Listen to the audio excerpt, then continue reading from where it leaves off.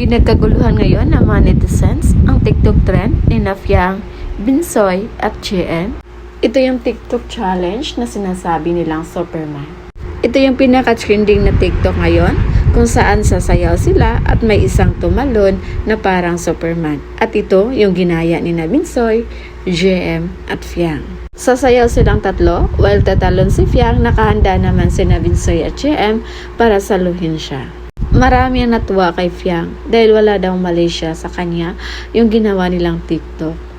Kahit na yung iba, sinasabing naiipit na yung ni Fiang.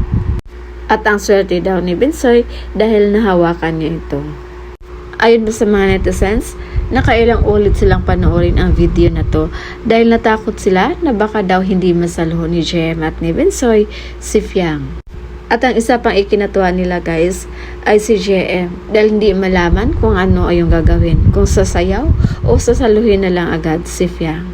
Kaya ang daming humanga sa samahan ng tatlo guys dahil kahit anong pinagagawa nila para sa kanila wala lang yon dahil BFF yung turingan nila sa isa't isa.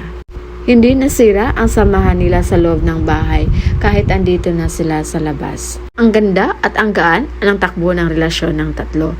Dahil kahit sabihin na nating sikat si Fiang, hindi niya hinayaang mapag-iwanan ang kanyang kaibigan na sina JM at Binsoy. Kahit obvious guys na hindi lang naman magkaibigan ang turingan ni JM at Fiang, talagang hindi nila iniwan sa ere si Binsoy. So, yun muna yung pa-update natin guys. And again, this is Vinals TV. Thank you for watching. Am I really that much? Breaking these fears down. Am I? You don't really